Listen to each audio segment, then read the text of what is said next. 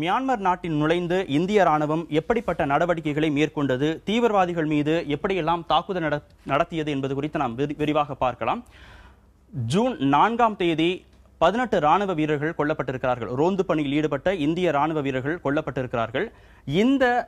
இந்த தாக்குதல் சம்பவத்தில் ஈடுபட்ட தீவிரவாதிகள் மியான்மர் நாட்டிற்குள் நுழைந்திருக்கலாம் என்கிற அடிப்படையில் தான் நேற்று தாக்குதல் நடத்தப்பட்டது.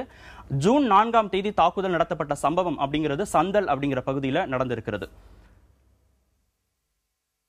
இந்த மணிப்பூர் மாநிலத்தில் இந்த ரெண்டு பகுதியில தான் இந்த சம்பவம் நடந்த இடங்கள் இருக்கிறது. முதலாவதாக இந்த இடம் வந்து தாக்குதல் நடந்த இடம். மேலே இருக்கிற இடம் வந்து இந்திய ராணுவத்திற்கு சொந்தமான முகாம். தீவிரவாதிகள் எங்க பதுங்கி இருக்கலாம் அப்படின்னு பார்க்கப்பட்ட இடங்கிறது இந்த சகாயிங். இது மியான்மர் நாட்டுக்குள்ள இருக்கிற இடம்.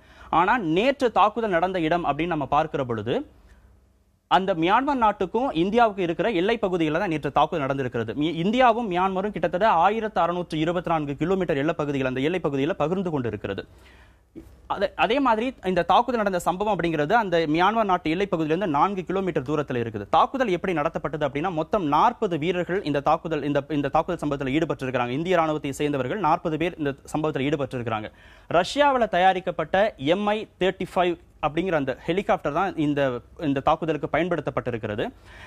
இதுல வந்து ஒரு நிமிடத்துல கிட்டத்தட்ட 4000 ரவுண்ட் சுடக்கூடிய மிஷின் கன் பயன்படுத்தப்பட்டிருக்கிறது. இது வந்து ரொம்ப அதிநவீன மிஷின் கன் அப்படின்னு சொல்லப்பட்டிருக்கிறது. இதுல யாரெல்லாம் கொல்லப்பட்டாங்க, அதாவது தீவிரவாதிகள் தரப்புல 20 பேர் சுட்டுக் கொல்லப்பட்டிருக்கிறாங்க. இதுல முக்கியமானவர்கள் அப்படின்னு நம்ம பார்த்தோம்னா நாகாலாந்து தேசிய சோசியலிஸ்ட் கவுன்சில், அதாவது NSCN அப்படிங்கிற அமைப்பை சேர்ந்தவர்கள், காப்லாங் மக்கள் விடுதலை ராணுவம் அப்படின்னு ஒரு 15க்கும் மேற்பட்ட அமைப்பை சேர்ந்தவர்கள் ஒன்று சேர்ந்து ஏற்கனவே இந்த ஜூன் 4ஆம் தேதி தாக்குதல் நடத்தி அவர்கள் எல்லாரும் ஒருங்கிணைந்து ஒரு இடத்துல பதுங்கி இருக்கலாம் அப்படிங்கிற அடிப்படையில் இந்த தாக்குதல் சம்பவம் நடைபெற்றிருக்கிறது. முதல் கட்ட அடிப்படையில் இது போன்ற தகவல்கள் தரப்பட்டிருக்கிறது.